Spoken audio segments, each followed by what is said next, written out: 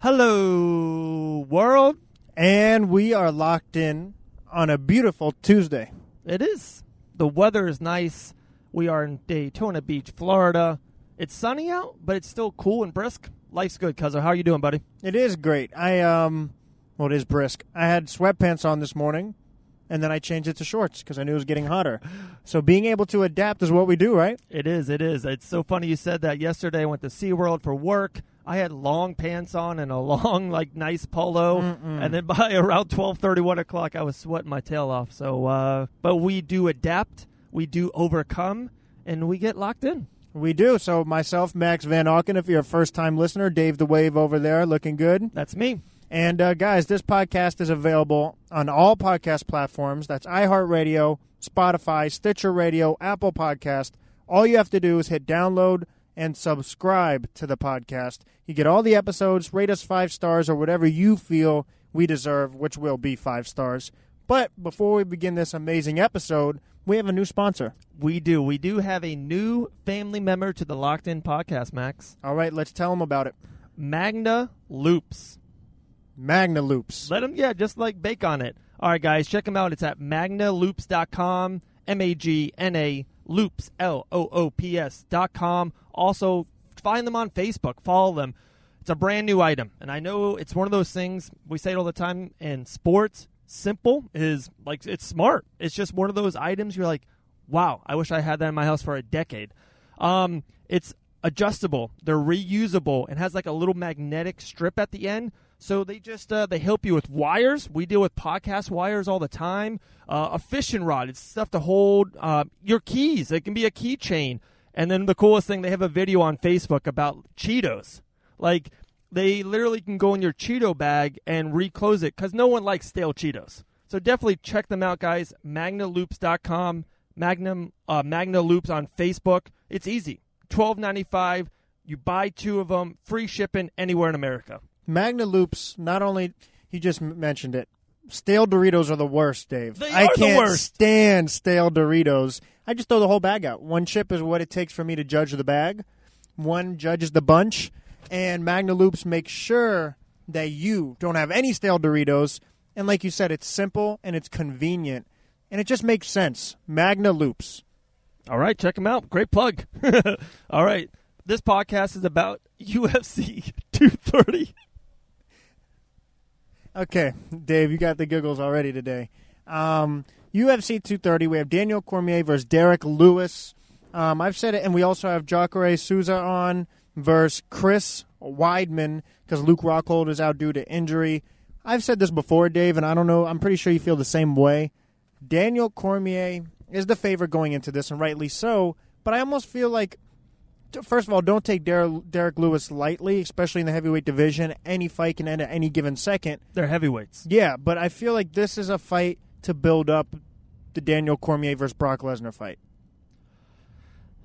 I see that, but while Brock's in the testing and getting through all the regulation type stuff. So you think it's almost like a commercial for DC Brock? They'll have Brock in the building at Madison Square Garden. This is at New York City. There's no better preview or commercial you can have for, trying to set up DC versus Brock. If that's the case, and that's actually a pretty good point, God, to put him against Derek Lewis, the Black Beast. He's got knockout power for days, Max. He does, but Daniel Cormier is a very smart and intelligent, cerebral type of fighter, and I think his type of style is a nightmare for Derek Lewis. Yeah. Somebody who just keeps going at you, doesn't get tired, smart wrestling. And I think I'm pretty sure I'm right here, and I'm locked in because if that wasn't the case, there's people who deserve it a little bit more, in my opinion, than Derek Lewis. I know Derek Lewis won 8 of his last 9 fights, other than Mark Hunt, a locked-in alum. But you look at Stipe, the most decorated heavyweight champion of all time, didn't get a rematch after a super fight. You look at Razor Blades, Curtis Blades on a win streak. He didn't get the title shot. I love Derek Lewis. I love his post-fight interview, but I do feel this is a fight to build up Daniel's resume in a way for the money fight with Brock. And who knows, Jones is fighting Gus now. So maybe Jones fights for the heavyweight title or DC goes down. Either way, I think it's just a win to keep Daniel active while Jones has to beat Gus and while Brock is going through the testing. That's a great point. Locked in like always. Yeah, I see that. For one, I agree. Stipe should have got the automatic rematch. Like, he is the best heavyweight of all time to me. It was a great fight against DC. DC nailed him. I thought Stipe was winning most of the first round. How about you? No, yeah, DC. Stipe had signs of, like, he really succeeded and flourished in certain points of that fight. Yeah. But like we always say, it's the heavyweight. Anything can end at any given time. Yes. And DC caught him. Who knows? Maybe they fight next time. I believe Stipe has a greater chance at beating DC than Derek Lewis does. Yeah. And if he beats DC, it ruins the whole plan of DC rematch versus Jones or fight against Brock. Yeah. No, totally agree. So that's what I see, that angle. And I even see they don't want to put Curtis Blades in this main event because I think that's a different matchup for him and DC. And I think they're almost saving Curtis Blades, to be honest, to after all this. I think he and Stipe is the future of the heavyweight division. So in a year from now, there will be no DC and no Brock and no Bones in the heavyweight division. That's just my guess. I think it's almost a one-off for Brock and DC. So Curtis Blades is the future of the heavyweight division. So you don't want to put him in there now, and then it kind of, you almost lose future matchups with Curtis Blades as the heavyweight champ. No, 100% agree. And like you just said, he's a bad matchup with a lot of people. So it can jeopardize future events. Whether it's right or wrong, I think that's what the case is. We also have Jacare versus Chris Weidman, and that is an amazing co-main event. Love this fight, Max. Great call. Love it. What's your your initial reaction now that Jacare stepped in for Luke Rockhold? Should he be the favorite over Weidman, or do you have Weidman being the favorite over Jacare? Okay. The favorite is Weidman. He's the bigger name, the bigger attraction. More people know him. He beat Anderson Silva twice. He beat Lota Machida. Great all-time middleweight champion. I think Jacare is going to beat him. I really do. I think Jacare's been locked in, winning a lot of his fights. He trained that Fusion over there in Orlando, Florida. I think Jacare will get Chris Weidman to the ground and win this fight. It's a tough one because you have to think about it. Weidman's had a full training camp, although it's a different fighter, so your training camp is still a training camp, but you obviously focused on different assets of your opponent when it's a different opponent that's fighting you now. Well, Jacare had a full camp, too. He was going to be on this card. He was going to fight Derek Brunson. That's true. He just moved up the card.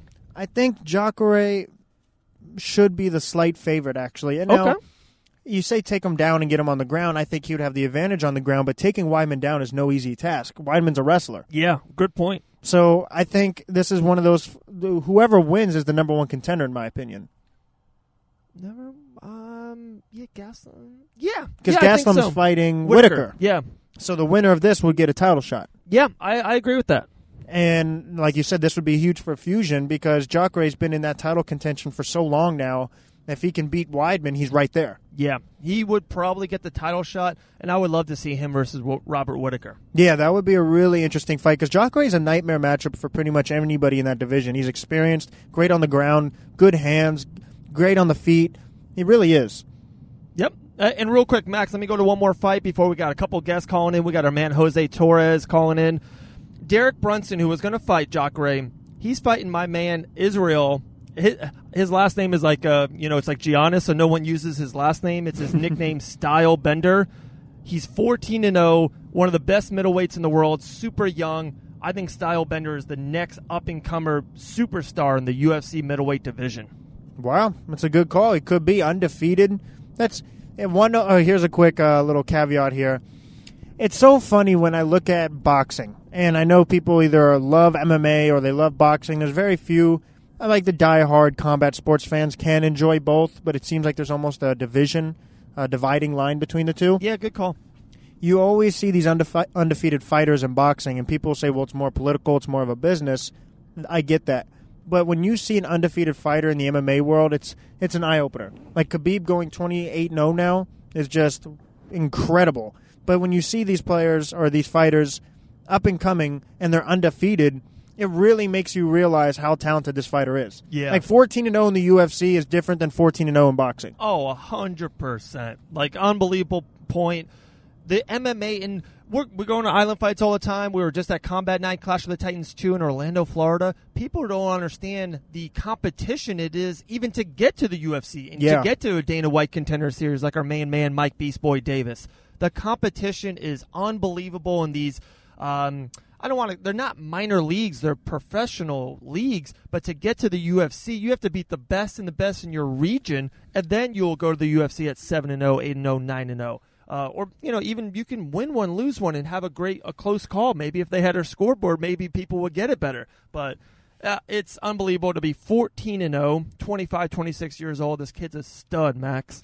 We have Jose Torres calling into the studio here shortly, but guys, if you want to see us in person, we'll be locked in at Island Fights December 21st, Island Fights 51, Pensacola, Florida. We were at Island Fights 50, had an amazing time. We'll be there again.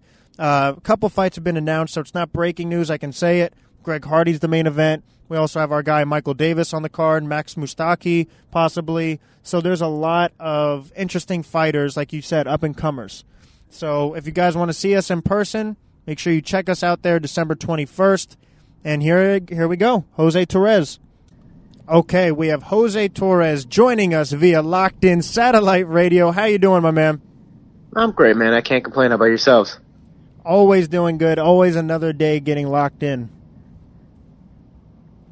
All right, Dave, let's start it off. Yeah, Jose, Demetrius Johnson, that's definitely the biggest thing in the MMA world. I saw you talk about it. I was been talking about it for the last week. As soon as the trade happened, I go, oh my gosh, people are not talking about this. The flyweight division. I feel scared. I'm worried about UFC's flyweight division. Are you worried about it? I heard you talk some on it. What's your first gut reaction on that?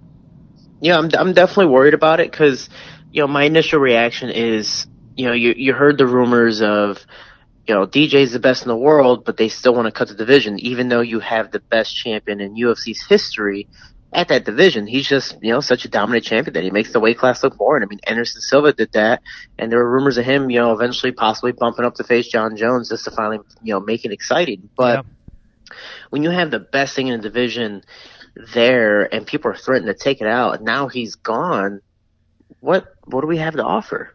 If you look at it that way, from a business standpoint, from an advertisement, entertainment standpoint of view, what do we have to offer? Yeah, we have Jose Cejudo, but no offense to Cejudo, no one wants to see a wrestler. There's a reason why Khabib is so popular, because he doesn't just take you down; he beats you up on the ground. Cejudo's not known for that. So when you have a champion that's, I wouldn't say not the most entertaining champion in the world. Plus, it doesn't look like he's trying to defend his belt. He's actually trying to bump up to fight TJ. Then what's it for us? Well, you make an interesting point. If you look at it from a business point of view, Dave and I discussed it.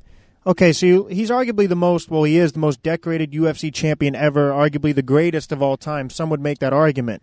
And it almost like he didn't get the credit he deserved, and that weight class hasn't gotten the attention that most people think it deserves. So is the UFC looking at it like, okay, well, if we have the most decorated champion ever and it doesn't get that attention, what makes us think it will now? Like, is that what concerns you from that point of view? Yeah, I mean, we have talented individuals like every other weight class. Just DJ was such a good champion that he made great athletes look ordinary.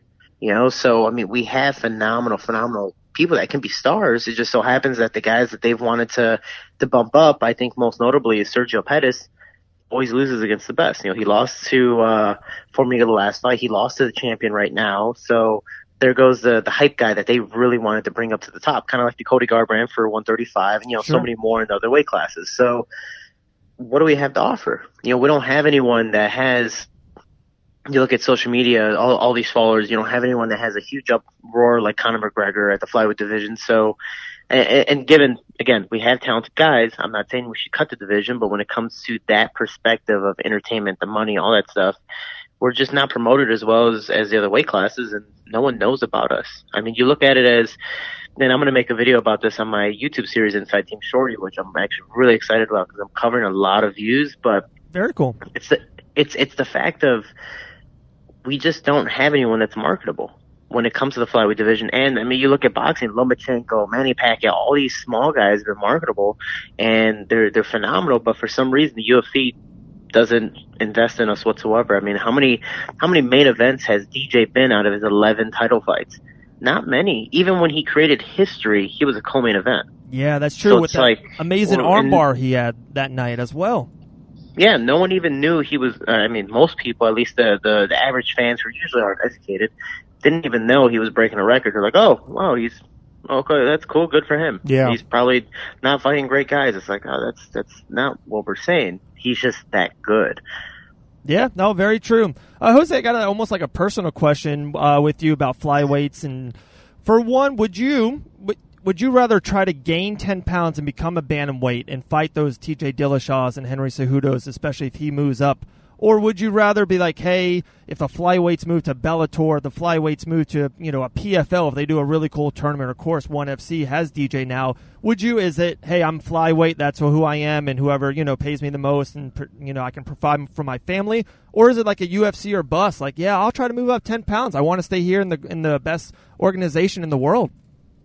Well, for me, notably before I entered the UFC, I was a double weight class champ, 125 and 135, but my pro debut was at 35.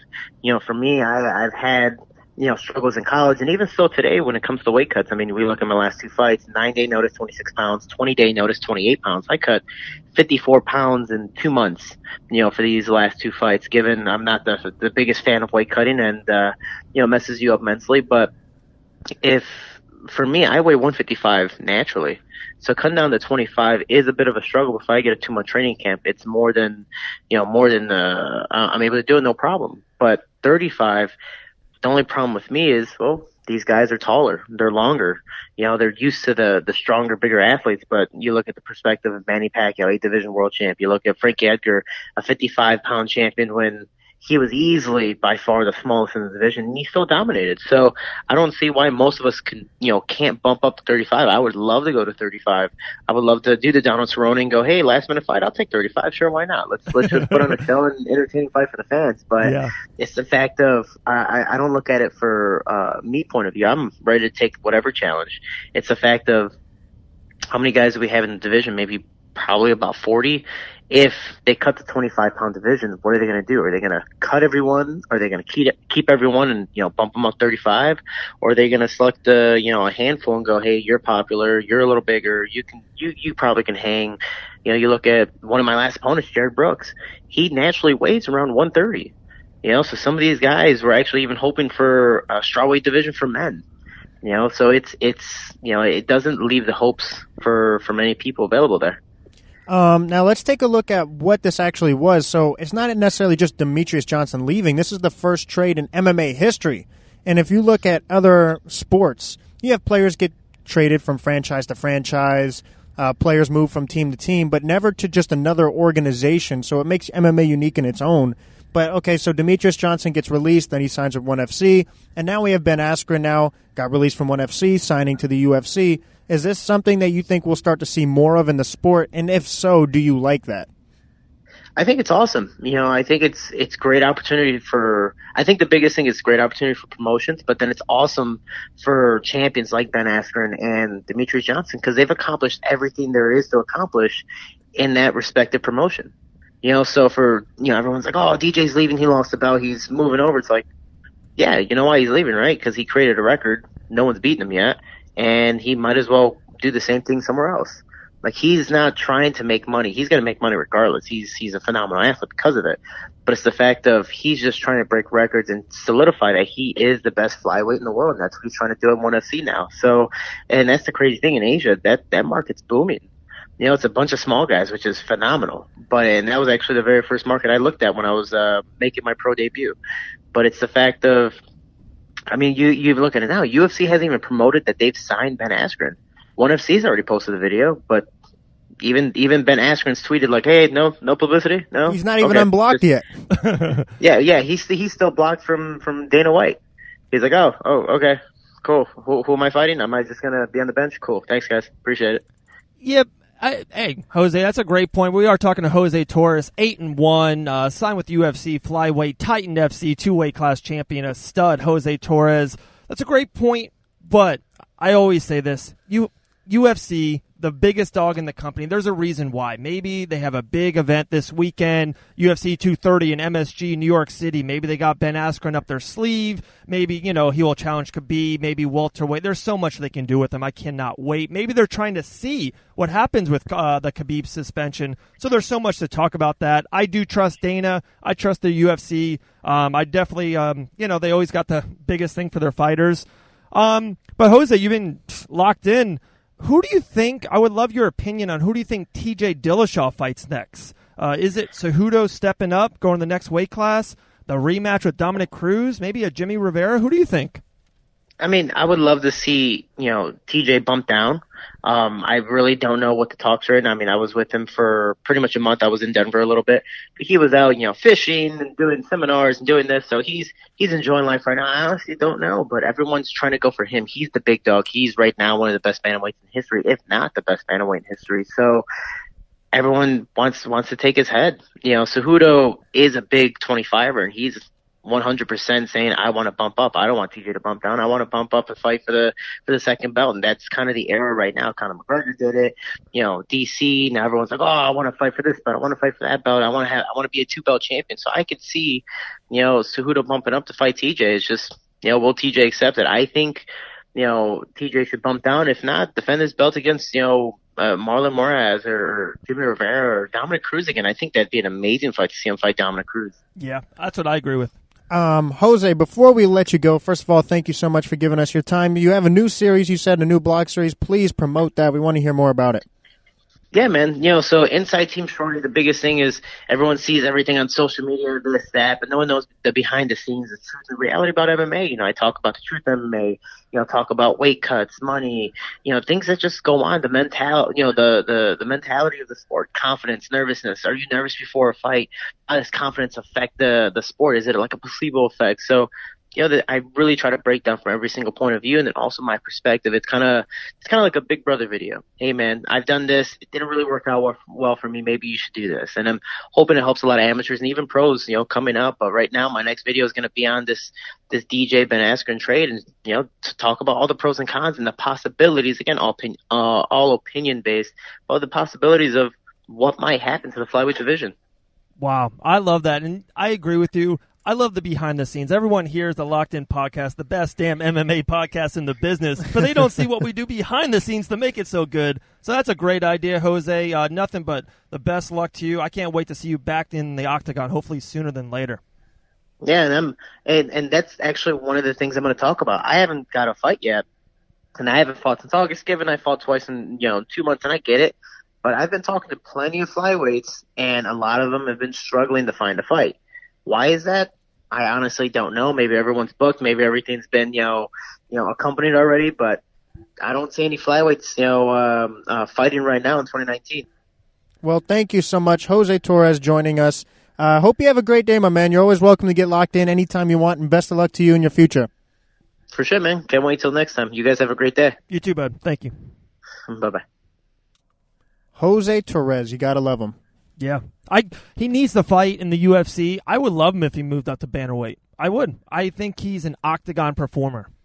Yeah, he's one of those fighters that have that option. Not a lot of people do. Not a lot of people can, and he does. I love what he's doing, the behind-the-scenes, his new video blogs that he's doing. It's my favorite, man. Yeah. I love the behind-the-scenes stuff. I love athletes that are spectacular athletes, of course, but are even better people. Jose Torres is one of those. Definitely. Totally agree. He will definitely get locked in again with us in the near future. And talking about being locked in, Pep-Boys. Yeah. Before we get to an amazing phone call with Alex, Spartan, Nicholson, PFL Heavyweight Contender, we are sponsored by Pep-Boys, guys. Richie is the man. Make sure you check them out. Gives you the best deals all the time. And I can't stress this enough. I can't stand going to any other dealership, obviously, because of Pep-Boys is the best, but not being able to go there once and then have to keep on going.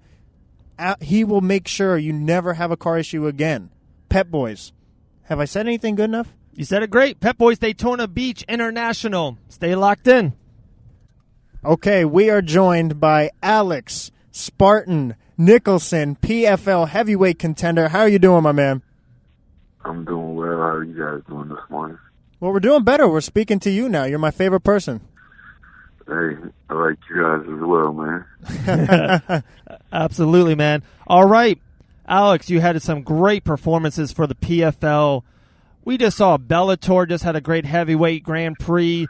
I know the goal has always been UFC, but is it now? Like, there's so many great promotions doing great things for heavyweights around the organizations. Is it UFC or bust, or is it, hey, whoever pays me the most and provides for my family? What's your opinion?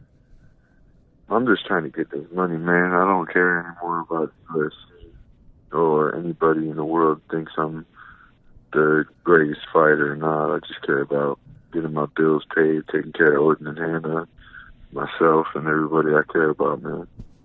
Oh, for sure. That makes sense.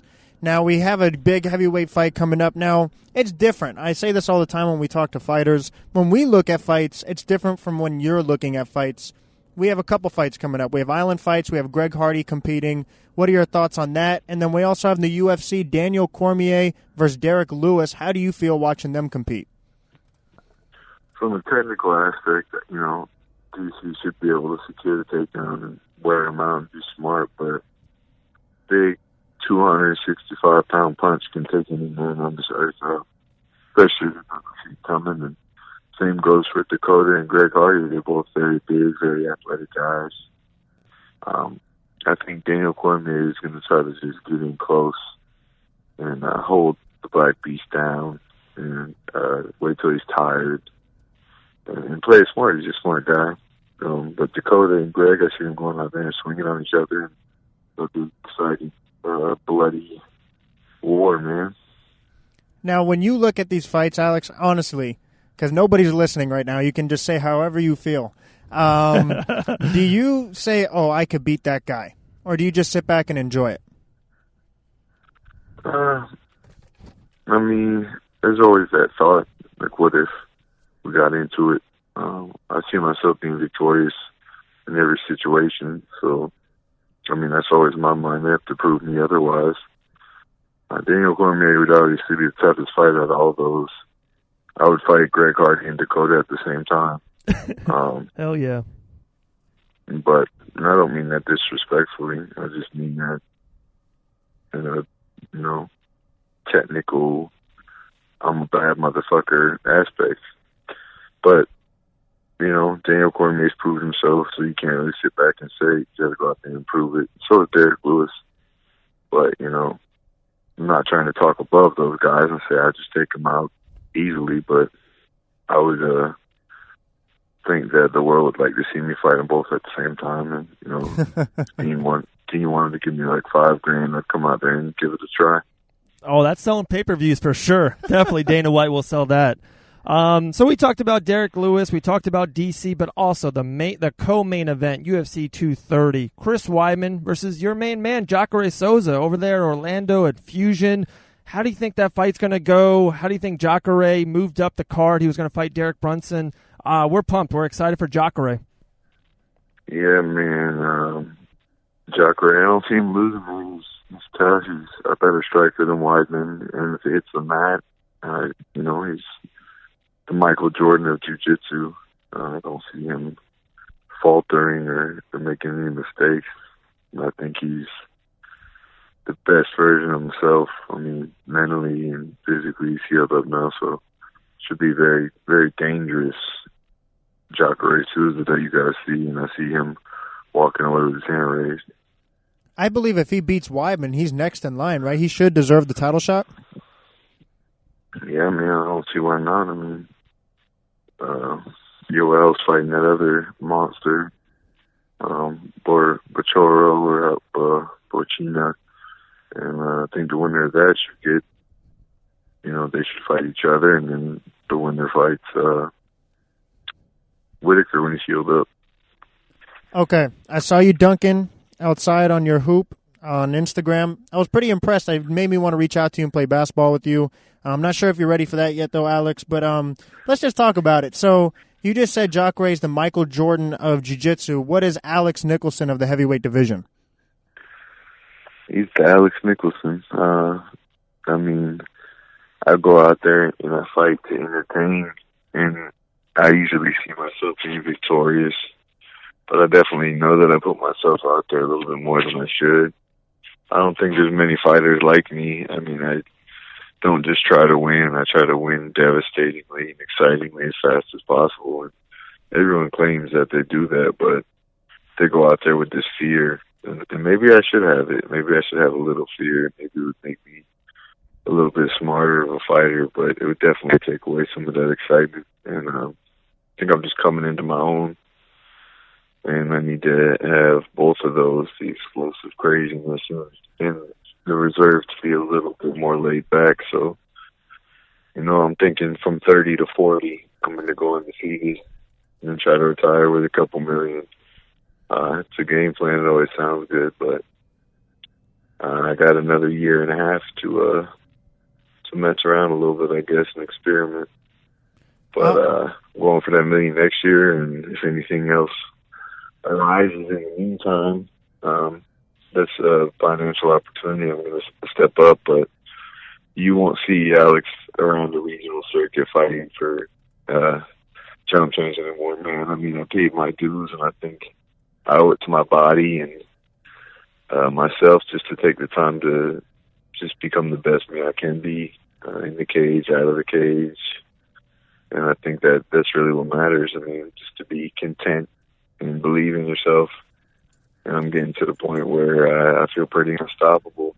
And up until I just got stopped, that's how I was feeling. But it's hard not to have to, I could do that one night, have to go back out there and do it again. But now that I've done that, I've learned, and next time I'll do it better. I respect that 100%. Now, I know one thing is for sure we both are eat fit meals. How crucial has fit meals been to you to prepare for these big fights that you have? Oh, great, man. I mean, especially with us having the baby now. It just makes it so much easier just to have that food right there, delicious, nutritious, and it's right at the doorstep. Nutrition is key to the athletes. So it's been a great help with Dimitri there in Fit Meals. Awesome. Sounds great, Alex. Thank you so much for giving us your time. But before we let you go, is there anything you want to shout out, plug? Where can people find you on social media, sponsors? The floor is yours. Spartan Life 32, Daniel Martinez, Attorney Law, Cryo Next, Healthcare, UFC Gym, Winter Springs, Fusion XL, American Top Team Orlando. Just everybody that supports me. I mean, there's a long list. Team Fake here. It's been great, man. I've been doing a lot for a lot of the up-and-comers, Combat Night, Mitch, Jamel, and Brandy. They're doing big things about the other 100 show. Just everyone who supports me, man, it's been a long journey if you've been following me from the beginning. And even if you just hopped in, show you first stories. But we're here to finish the story. Thank God that we are. And I appreciate everybody for the time. Thank you guys for your time. Thank you. Absolutely, Alex. Thank you, man. Say hi to Hannah for us, and we'll see you guys very soon, Yeah. all right? I'm sitting in the whip right now. I didn't sleeping. She's in training. She's going to come out here, and I'm going to head in. So it's just that life, man. Awesome, man. We appreciate you, Alex. Have a good night. We'll talk to you soon. See you, sir. Eric, God bless you guys. Thank you so much, Alex Nicholson, for an amazing interview, guys. I'm eating Cheez-Its right now on set because of Magna Loops. They're not stale. Wow. One of the greatest plugs in the history of the world.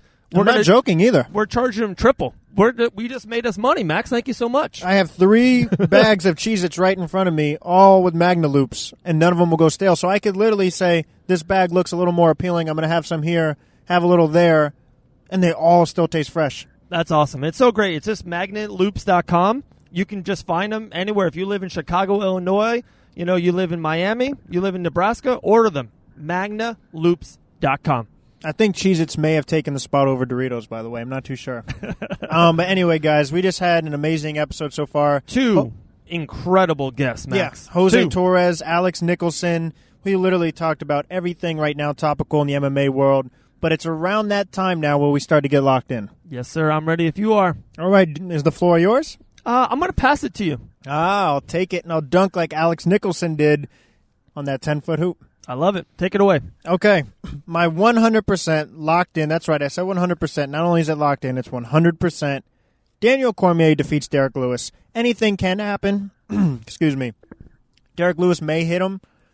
But my locked in, guys, Daniel Cormier is just too smart. He's too versatile. He's been there, done that, too experienced. He fights the smart fight. He probably gets Derek Lewis to the ground at some point, ground pounds him, TKOs him, smothers him, basically Khabibs him in the heavyweight division. Cain Velasquez is him, and Daniel Cormier wins. Locked in. Okay. I love it. I love so much that you and I talk, and then, like, I hear a good idea from you, and then I'm like, yeah, we switch it, and it goes back and forth, right? My locked in was going to be Style Bender winning. I just love this kid. He's going to win 14-0 middleweight. He will win 15-0, but that's not my locked in.